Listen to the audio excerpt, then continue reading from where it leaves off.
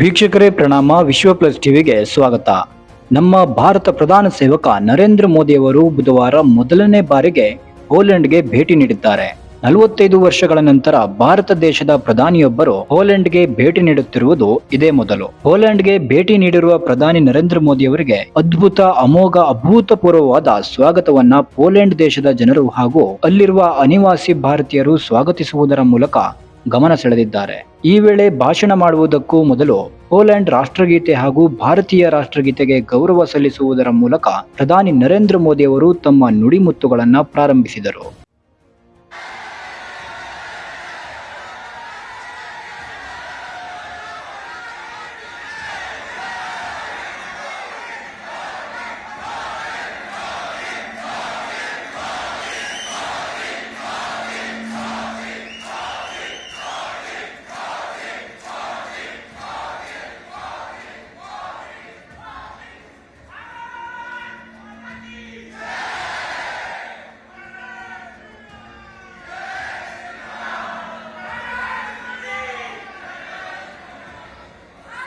भारत माता की, भारत माता की नमस्कार. केम छो?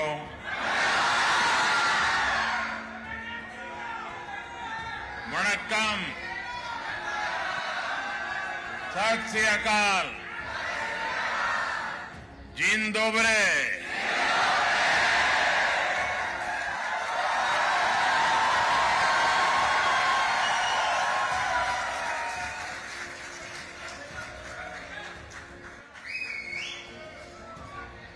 ये नजारा वाकई अद्भुत है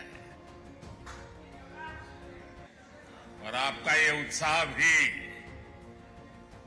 अद्भुत है. मैं जब से यहां पैर रखा है, आप थकते ही नहीं है. आप सभी पोलैंड के अलग अलग हिस्सों से आए हैं.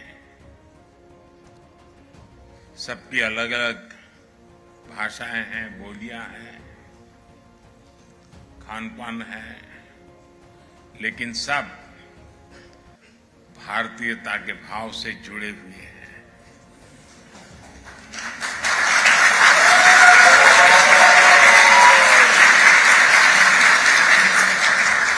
आपने यहां इतना शानदार स्वागत किया है. मैं आप सभी का, पोलैंड की जनता का इस स्वागत के लिए बहुत आभारी हूं.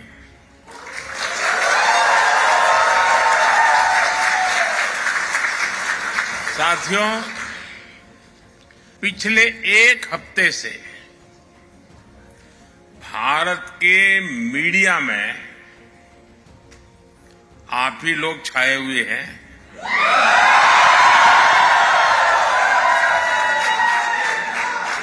पोलैंड के लोगों की खूब चर्चा हो रही है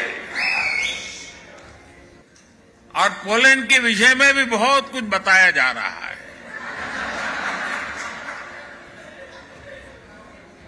और एक हेडलाइन और भी चल रही है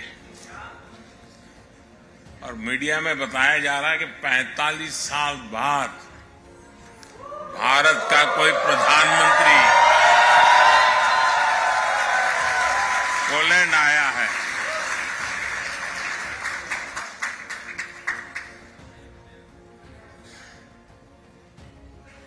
बहुत सारे अच्छे काम मेरे नसीब में ही है.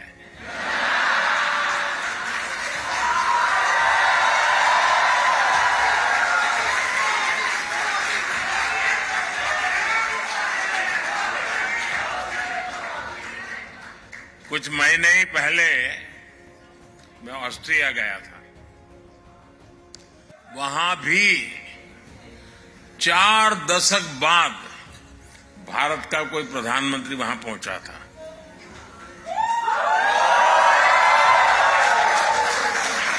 ऐसे कई देश हैं जहां दशकों तक भारत का कोई प्रधानमंत्री पहुंचा नहीं है।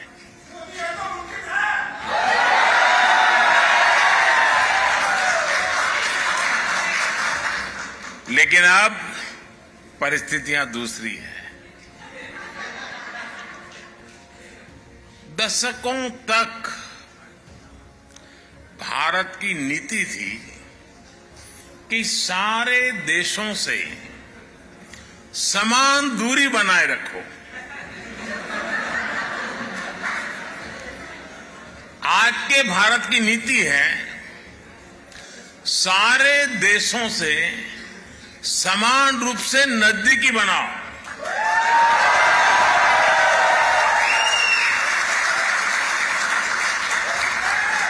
आज का भारत सबसे जुड़ना चाहता है। आज का भारत सबके विकास की बात करता है। आज का भारत सबके साथ है, सबके हित की सोचता है।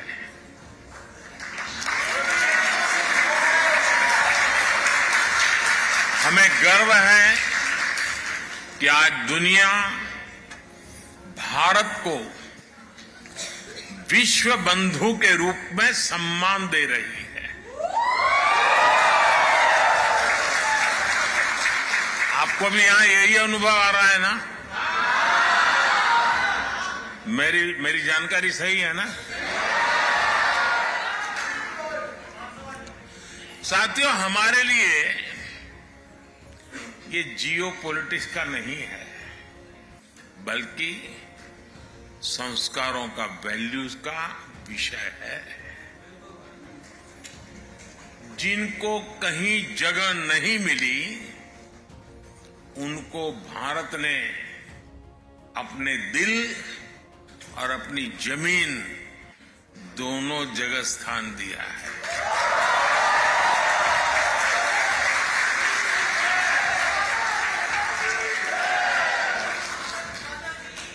ये हमारी विरासत है, जिस पर हर भारतीय गर्व करता है। पोलैंड तो भारत के इस सनातन भाव का साक्षी रहा है।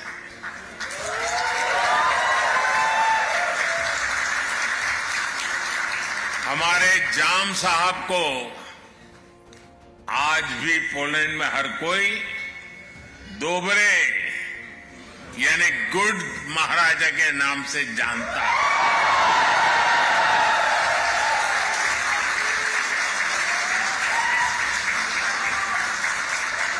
वर्ल्ड वॉर 2 के दौरान जब पोलैंड मुश्किलों से घिरा हुआ था, जब पोलैंड की हजारों महिलाएं और बच्चे शरण के लिए जगह जगह भटकते थे, तब जाम साहब, दिग्विजय सिंह, रंजीत सिंह जाडेजा जी आगे आए।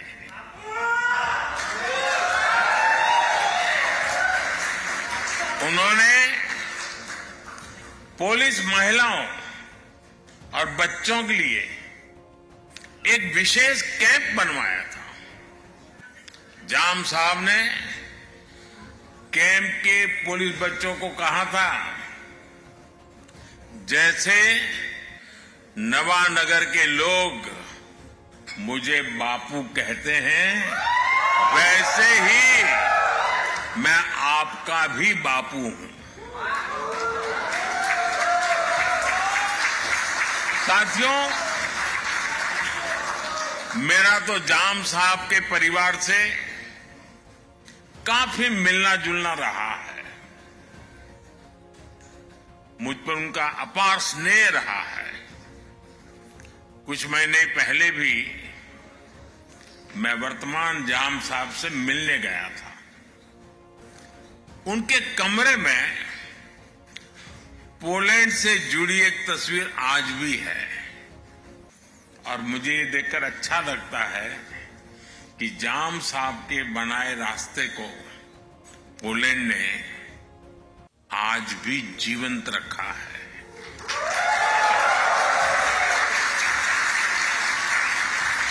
2 दशक पहले जब गुजरात में भीषण भूकंप आया था तो जामनगर भी उसकी चपेट में आ गया था। तब पोलैंड सबसे पहले मदद के लिए पहुंचने वाले देशों में से एक था।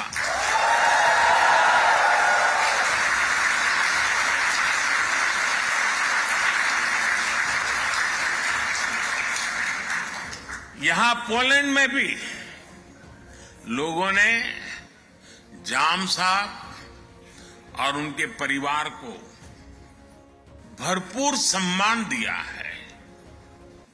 ये प्यार वॉर्सो में गुड महाराजा स्क्वायर में साफ साफ दिखता है। कुछ देर पहले मुझे भी दोबरे महाराजा मेमोरियल और कोल्हापुर मेमोरियल के दर्शन का सौभाग्य मिला है। इस अविस्मरणीय घड़ी में मैं एक जानकारी भी आपको देना चाहता हूं। भारत जाम साहब मेमोरियल यूथ एक्सचेंज प्रोग्राम शुरू करने जा रहा है।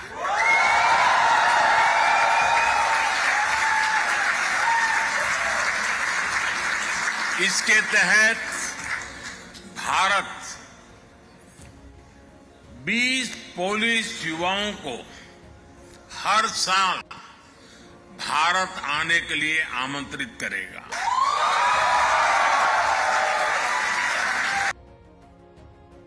ट्रिब्यूट है।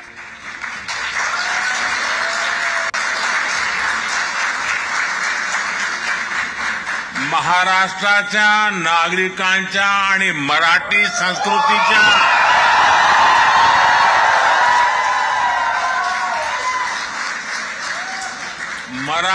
संस्कृतीच्या प्रती पोलंडचे नागरिकांनी व्यक्त केलेला हा सन्मान आहे।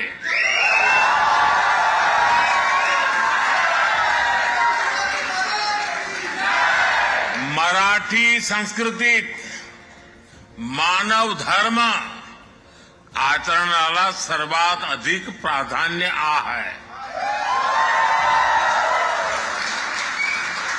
छत्रपति शिवाजी महाराज की प्रेरणा से कोल्हापुर की रॉयल फैमिली ने बलिवड़े में पोलैंड की महिलाओं और बच्चों को शरण दी थी। वहां भी एक बहुत बड़ा कैंप बनाया गया था। पोलैंड की महिलाओं और बच्चों को कोई तकलीफ ना हो, इसके लिए महाराष्ट्र के लोगों ने दिन रात एक कर दिया था। साथियों, आज ही मुझे मोंटे कैसिनो मेमोरियल पर भी श्रद्धांजलि देने का अवसर मिला है। ये मेमोरियल हजारों भारतीय सैनिकों के बलिदान को भी उनकी भी याद दिलाता है। ये इस बात का भी प्रमाण है कि कैसे विश्व के हर कोने में भारतीयों ने अपना कर्तव्य निभाया है। साथियों, 21वीं सदी का आज का भारत अपनी पुरानी वैल्यूज, अपनी विरासत पर गर्व करते हुए विकास के रास्ते पर आगे बढ़ रहा है।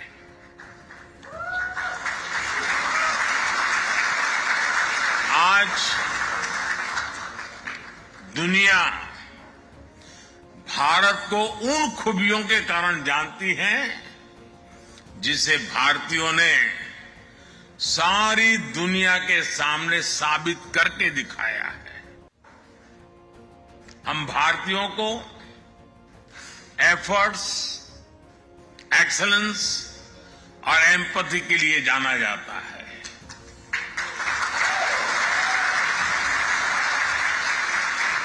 हम दुनिया में जहां भी जाते हैं, हम भारत के लोग मैक्सिमम एफर्ट्स करते दिखाई देते हैं। एंटरप्रेन्योरशिप हो, केयर गिवर्स हो या हमारा सर्विस सेक्टर हो, भारतीय अपने एफर्ट से अपना और अपने देश का नाम रोशन कर रहे हैं। ये मैं आपकी बात बता रहा हूं।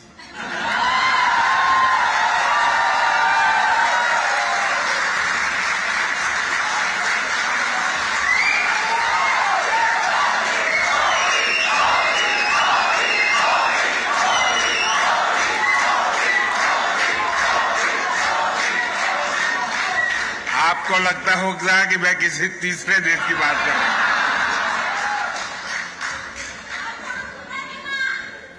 पूरी दुनिया में भारतीय एक्सेलेंस के लिए भी पहचाने जाते हैं। आईटी सेक्टर हो या भारत के डॉक्टर्स हो, सभी अपने एक्सेलेंस से छाए हुए हैं।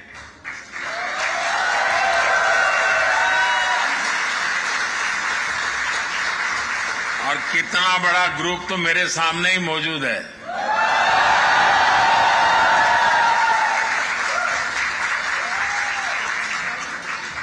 साथियों, हम भारतीयों की एक पहचान एम्पैथी भी है। दुनिया के किसी देश में संकट आए, भारत पहला देश होता है जो मदद के लिए हाथ बढ़ाता है।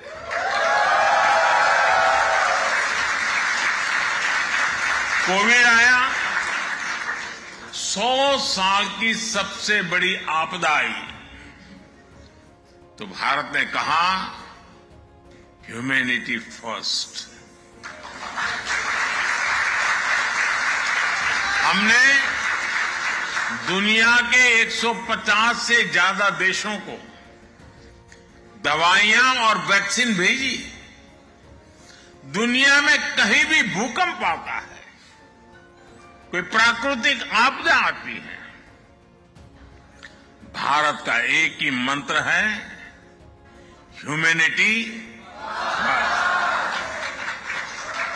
कहीं युद्ध हो तो भारत कहता है ह्यूमैनिटी, और इसी भाव से भारत दुनिया भर के नागरिकों की मदद करता है। भारत हमेशा फर्स्ट रिस्पॉन्डर के रूप में सामने आता है। साथियों, भारत बुद्ध की विरासत वाली धरती है।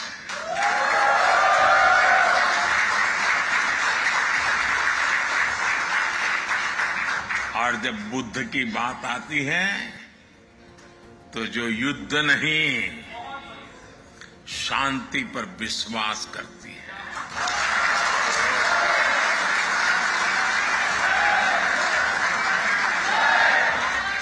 और इसलिए भारत इस रीजन में भी स्थायी शांति का एक बड़ा पैरोकार है।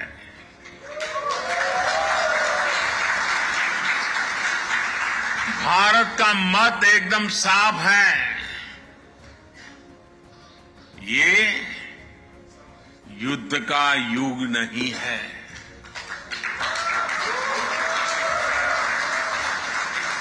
ये उन चुनौतियों से निपटने के लिए एकजुट होने का समय है, जिनसे मानवता को सबसे बड़े खतरे हैं। इसलिए भारत डिप्लोमेसी और डायलॉग पर बल दे रहा है। साथियों, जिस प्रकार आपने यूक्रेन में फंसे हमारे बच्चों की मदद की, वो भी हम सभी ने देखा है।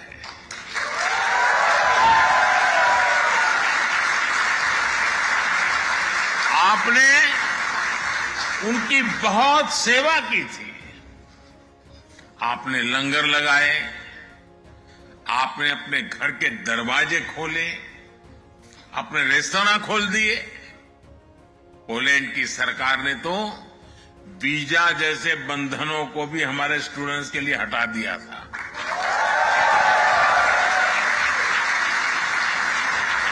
यानी पोलैंड ने पूरे मन से हमारे बच्चों के लिए दरवाजे खोल दिए थे। आज भी जब मैं यूक्रेन से लौटे बच्चों से मिलता हूं तो वे पोलैंड के लोगों की और आपकी खूब प्रशंसा करते हैं।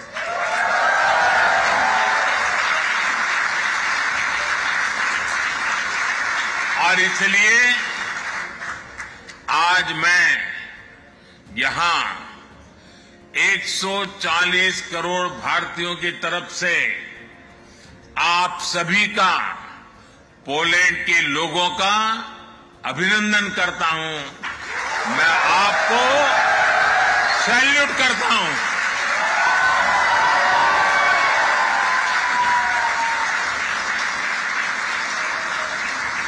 साथियों, भारत और पोलैंड के समाज में अनेक समानताएं हैं। एक बड़ी समानता हमारी डेमोक्रेसी की भी है। भारत मदर ऑफ डेमोक्रेसी तो है ही, एक पार्टिसिपेटिव और वाइब्रेंट डेमोक्रेसी भी है।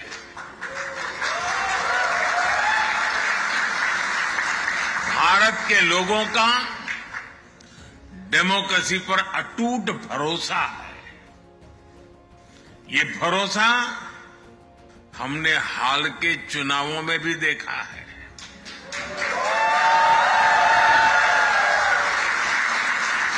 ये इतिहास के सबसे बड़े चुनाव थे।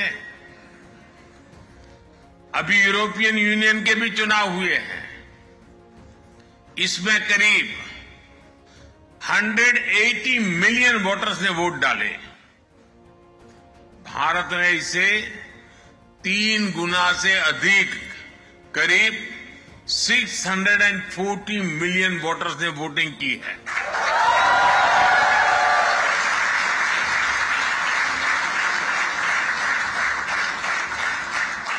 भारत के इन चुनावों में हजारों पॉलिटिकल पार्टी ने हिस्सा लिया। करीब 8,000 कैंडिडेट्स मैदान में थे। 5 मिलियन से ज्यादा वोटिंग मशीन्स, 1 मिलियन से ज्यादा पोलिंग स्टेशंस, 15 मिलियन से ज्यादा कर्मचारी। इस स्केल का मैनेजमेंट, इतनी एफिशिएंसी और चुनाव पर इस लेवल का ट्रस्ट, ये भारत की बहुत बड़ी ताकत है।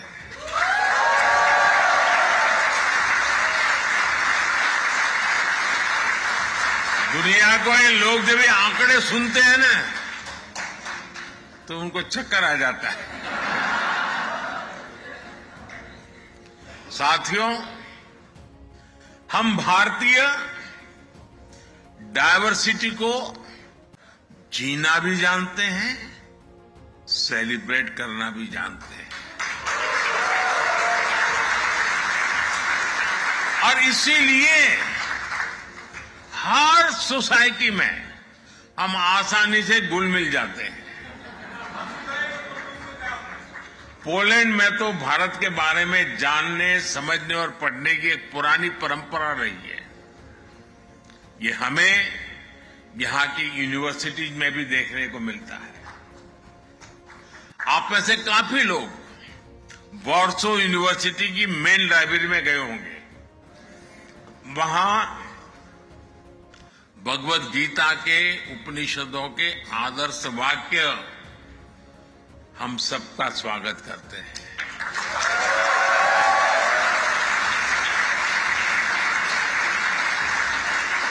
तमिल हो, संस्कृत हो, ऐसी अनेक भारतीय भाषाओं को पढ़ने वाले यहां अनेक लोग हैं। यहां की बेहतरीन यूनिवर्सिटीज में इंडिया स्टडीज से जुड़ी चेयर्स है। पोलैंड और भारतीयों का एक कनेक्ट कबड्डी से भी है।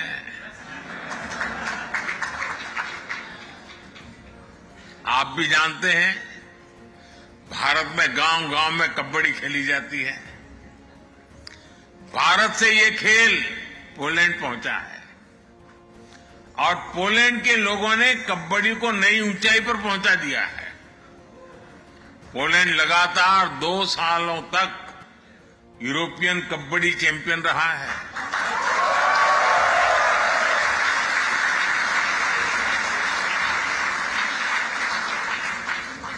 मुझे बताया गया है कि 24 अगस्त से एक बार फिर कबड्डी की चैंपियनशिप होने जा रही है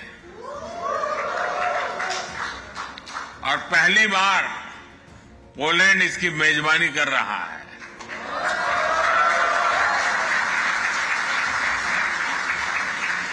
मैं आज आपके माध्यम से पोलैंड की कबड्डी टीम को अपनी शुभकामनाएं भी देता हूं।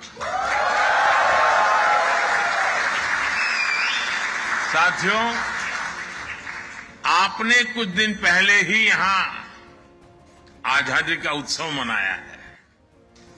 आजादी के आंदोलन के समय हमारे स्वतंत्रता सेनानियों ने समृद्ध भारत का सपना देखा था। आज हर भारतीय उस सपने को साकार करने के लिए जी तोड़ मेहनत कर रहा है। भारत ने लक्ष्य तय किया है कि 2047 तक खुद को भारत, विकसित भारत बनाने का संकल्प लेकर के हमारा देश आगे बढ़े।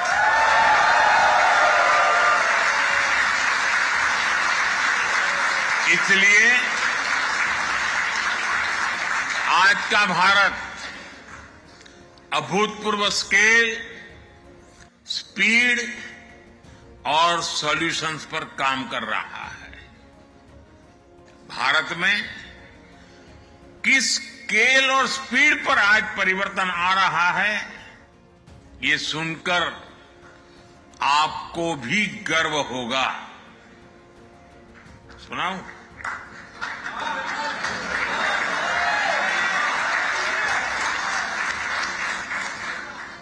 भारत में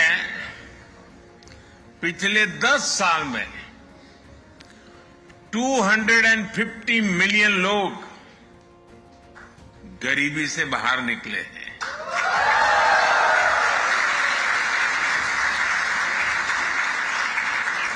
और 250 मिलियन मतलब ये संख्या फ्रांस, जर्मनी और यूके की टोटल पॉपुलेशन से भी ज्यादा है।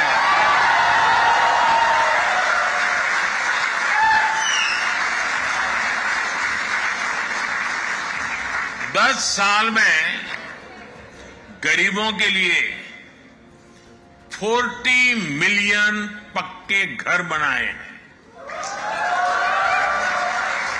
और हम 30 मिलियन और घर बनाने वाले हैं। और अगर पोलैंड में आज 14 मिलियन हाउस होल्ड है तो हमने सिर्फ 1 दशक में करीब 3 नए पोलैंड बसाए हैं।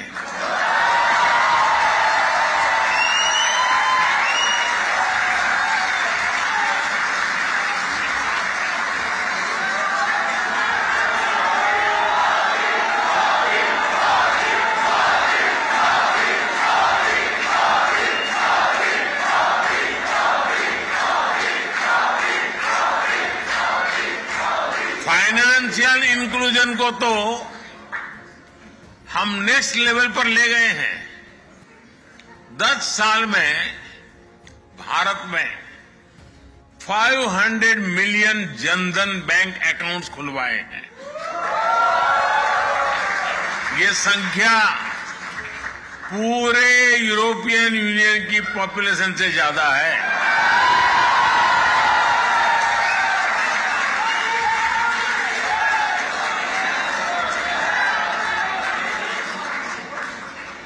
यूरोपियन यूनियन की पॉपुलेशन के बराबर ही हर रोज भारत में यूपीआई से डिजिटल ट्रांजैक्शन होता है।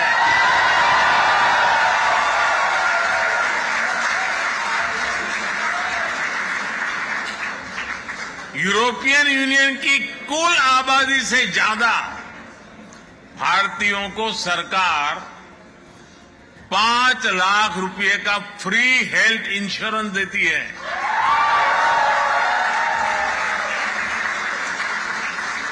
पिछले एक दशक में भारत में ब्रॉडबैंड यूजर्स की संख्या भी 60 मिलियन से बढ़कर 940 मिलियन से ज्यादा हो चुकी है। यानी यूरोप और यूएसए की पॉपुलेशन को मिला दे करीब उतने लोग आज भारत में ब्रॉडबैंड का यूज करते हैं। बीते दशक में करीब 7 lakh kilometre 7 lakh kilometre optical fibre बिछाया गया है। ये हमारी पृथ्वी के चारों ओर 70 बार चक्कर लगाने जितना है।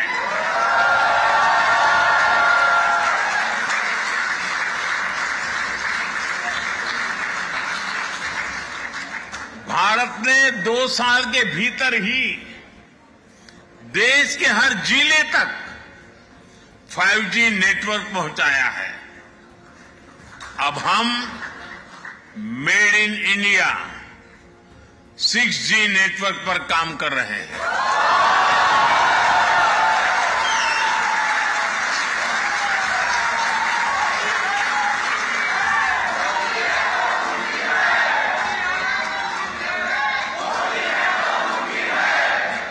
साथियों, भारत की ट्रांसफॉर्मेशन की ये स्केल पब्लिक ट्रांसपोर्ट में भी दिखती है। 2014 में भारत के 5 शहरों में ऑपरेशनल मेट्रो थी। आज 20 शहरों में ऑपरेशनल मेट्रो है।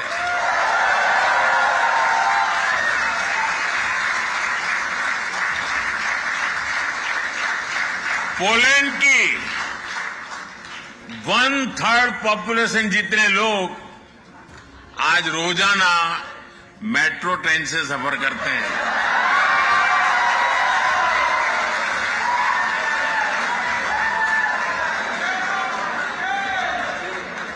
साथियों, भारत जो भी करता है वो नया रिकॉर्ड बन जाता है, इतिहास रच जाता है।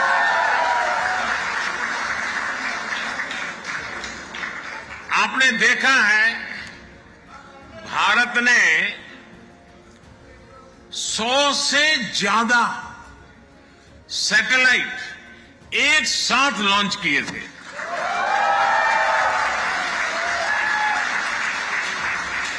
ये भी अपने आप में एक रिकॉर्ड है।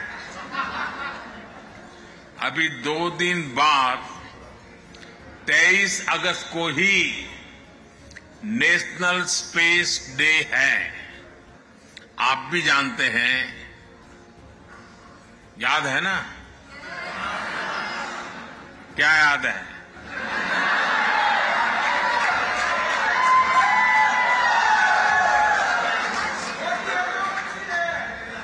इसी दिन भारत ने चंद्रमा के साउथ पोल में अपना चंद्रयान उतारा।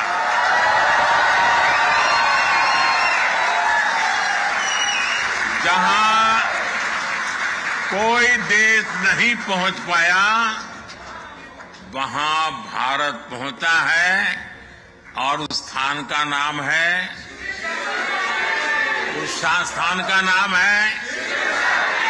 उस स्थान का नाम है भारत। दुनिया का तीसरा बड़ा स्टार्टअप इकोसिस्टम है। साथियों, दुनिया की आबादी में भारत का हिस्सा करीब 16-17% रहा है, लेकिन आबादी के लिहाज से ग्लोबल ग्रोथ में भारत की हिस्सेदारी पहले उतनी नहीं थी। अब स्थितियां तेजी से बदल रही है। साल 2023 में ग्लोबल ग्रोथ में भारत की हिस्सेदारी 16% से अधिक रही है।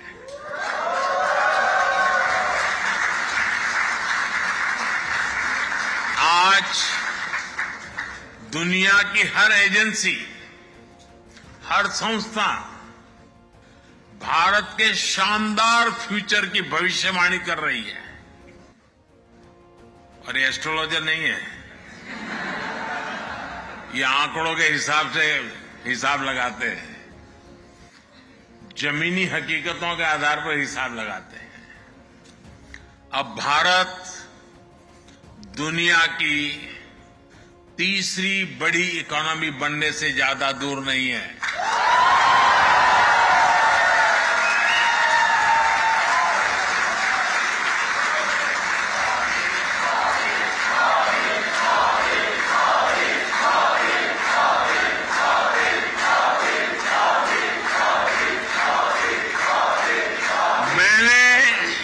देश की जनता को वादा किया है,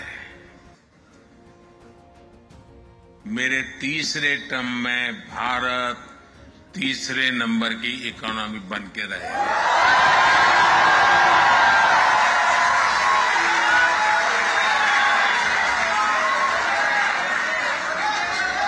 आने वाले वर्षों में दुनिया भारत का जबरदस्त आर्थिक उभार देखने जा रही है। नेस्कॉम का अनुमान है कि अपने डिजिटल इंफ्रास्ट्रक्चर के कारण भारत इस दशक के अंत तक $1 ट्रिलियन की इकोनॉमी बन जाएगा।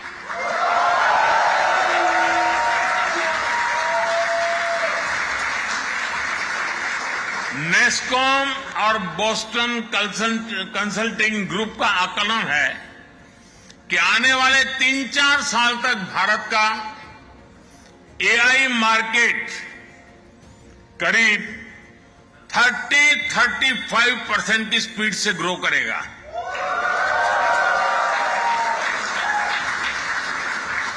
यानी भारत को लेकर एक अभूतपूर्व पॉजिटिविटी चारों तरफ नजर आ रही है।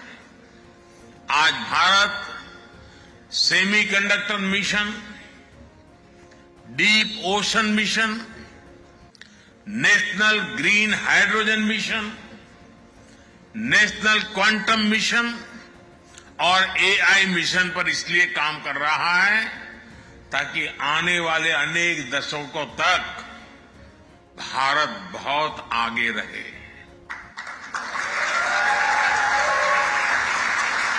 भारत आने वाले कुछ वर्षों में अपना स्पेस स्टेशन स्थापित करने की भी तैयारी कर रहा है और वो दिन दूर नहीं जब आप भारत के एस्ट्रोनॉट्स को मेड इन इंडिया गगनयान,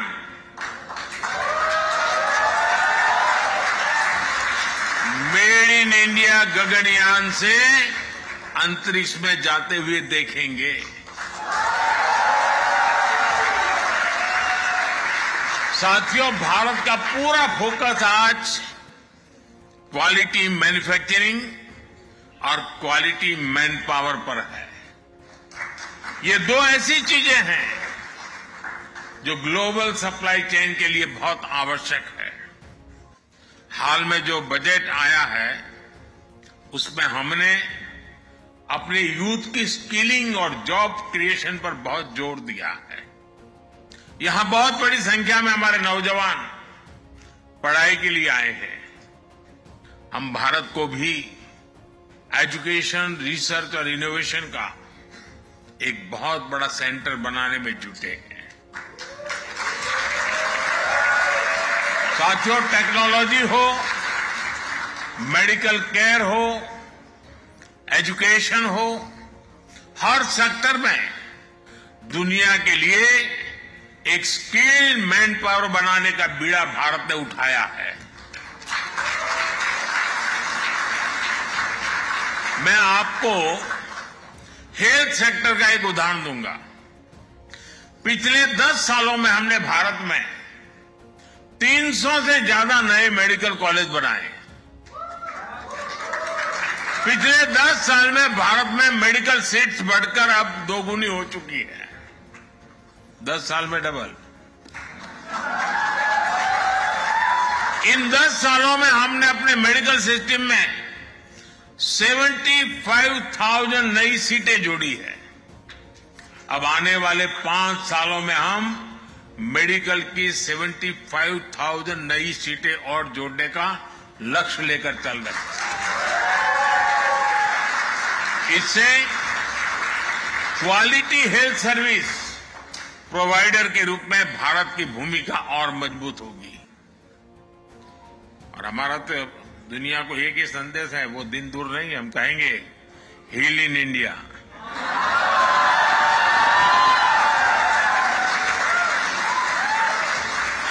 अभी हम तैयारी कर रहे हैं।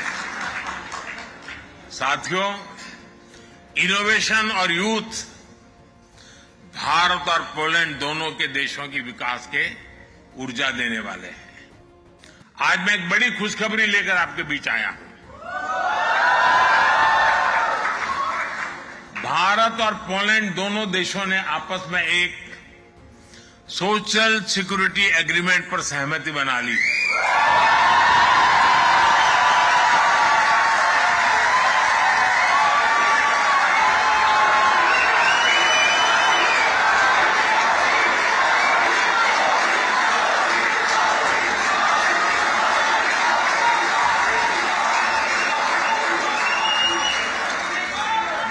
जिसका लाभ आप जैसे सब साथियों को होने वाला है। साथियों, भारत का विजन ग्लोबल है। भारत का विजन ग्लोबल है। भारत का कल्चर ग्लोबल है। केयर और कंपैशन ग्लोबल है। हमारे पूर्वजों ने हमें वसुधैव कुटुंबकम का मंत्र दिया। हमने पूरी दुनिया को एक परिवार माना है और यही आज के भारत के नीति और निर्णयों में नजर आता है। G20 के समय भारत ने आह्वान किया, वन अर्थ, वन फैमिली और वन फ्यूचर। इसी भावना में 21वीं सदी की दुनिया के बेहतर भविष्य की गारंटी है। भारत वन सन, वन वर्ल्ड, वन ग्रिड के कंसेप्ट से दुनिया को जोड़ना चाहता है।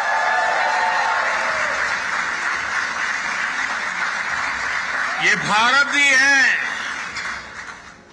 जो वन अर्थ, वन हेल्थ को स्वस्थ दुनिया की गारंटी मानता है। वन हेल्थ यानी होलिस्टिक वेलबीइंग पर हमारा फोकस होना चाहिए, जिसमें हमारे एनिमल्स हो, पेड़ पौधे भी हो, सबकी हेल्थ पर ध्यान दिया जाए। आज जिस तरह की स्थितियां हम देख रहे हैं, उसमें वन हेल्थ का सिद्धांत और जरूरी हो गया है। भारत ने मिशन लाइफ यानी लाइफस्टाइल फॉर एनवायरनमेंट का एक मॉडल पूरी दुनिया को दिया है।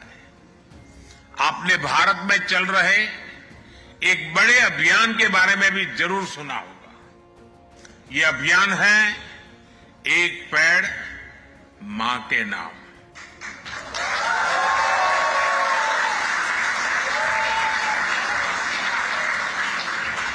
करोड़ों भारतवासी आज अपनी जन्मदाता मां के नाम पर पेड़ लगा रहे हैं और इससे धरती मां की भी रक्षा हो रही है। साथियों, इकोनॉमी और इकोलॉजी में बैलेंस आज भारत की प्राथमिकता है। ये भारत ही है जो डेवलप्ड नेशन और नेट जीरो नेशन, ये दोनों संकल्प एक साथ लेकर आगे बढ़ रहा है। भारत ग्रीन फ्यूचर के लिए 360 डिग्री अप्रोच पर काम कर रहा है। ग्रीन मोबिलिटी इसका एक बड़ा उदाहरण है। हम पेट्रोल में 20% इथेनॉल ब्लेंडिंग के बहुत निकट पहुंच चुके हैं। भारत आज तेज गति से इलेक्ट्रिक मोबिलिटी का विस्तार कर रहा है। आज भारत में इलेक्ट्रिक व्हीकल की सेल हर साल तेजी से बढ़ रही है। पिछले वर्ष ईवीज की बिक्री में 40% से ज्यादा की ग्रोथ हुई है। वो दिन दूर नहीं जब भारत ईवी मैन्युफैक्चरिंग और इनोवेशन का ग्लोबल सेंटर बनेगा। आने वाले समय में आप भारत को ग्रीन हाइड्रोजन के भी बड़े ग्लोबल हब के रूप में देखने वाले हैं।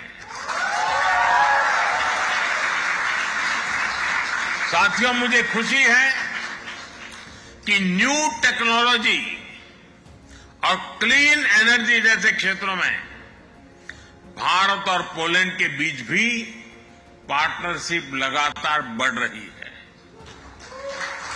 बहुत सी भारतीय कंपनियों ने यहां इन्वेस्ट किया है, जॉब्स क्रिएट की हैं। पोलैंड की अनेक कंपनियों ने भारत में अवसर बनाए हैं। कल मेरी मुलाकात राष्ट्रपति डूडा जी और प्रधानमंत्री टूस्क जी से भी होने वाली है। इन मुलाकातों से भारत पोलैंड की शानदार साझेदारी और मजबूत होने वाली है।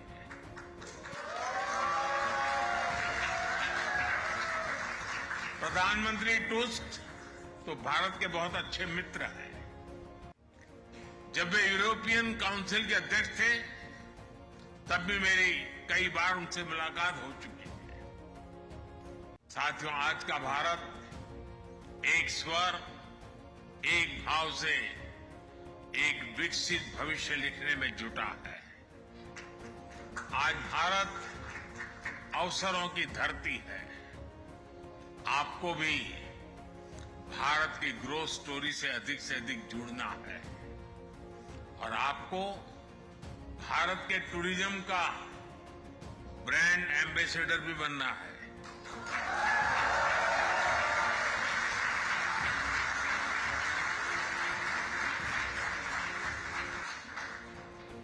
मतलब क्या करेंगे? सोशल मीडिया पे खुद की तस्वीर लगा करके रखेंगे, ताजमहल के सामने बैठेंगे। ब्रांड एम्बेसडर का मतलब है कि आपको हर वर्ष हर एक को कम से कम 5 पुलिस परिवारों को भारत देखने के लिए भेजना है।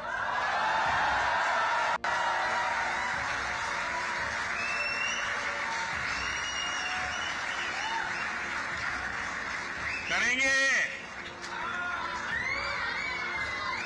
इतना तो होमवर्क देना चाहिए ना मुझे।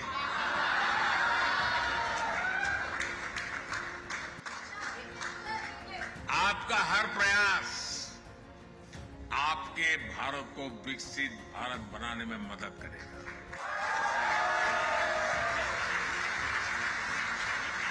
साथियों, एक बार फिर यहां आने के लिए, इस शानदार स्वागत के लिए मैं आप सभी का आभार व्यक्त करता हूं। मेरे साथ बोलिए भारत माता की, भारत माता की, भारत माता की।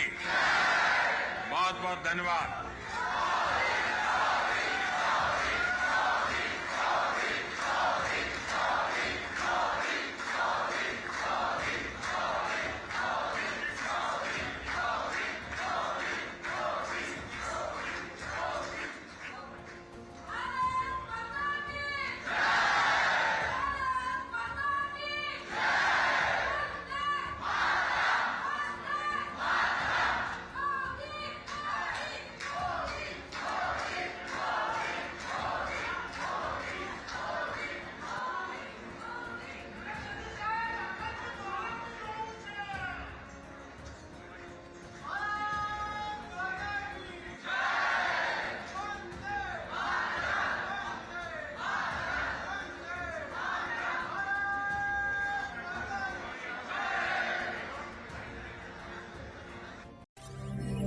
ವಿಶ್ವ ಪ್ಲಸ್ ಜನಹಿತಕ್ಕಿದು ಜ್ಞಾನದ ಜಾಲ.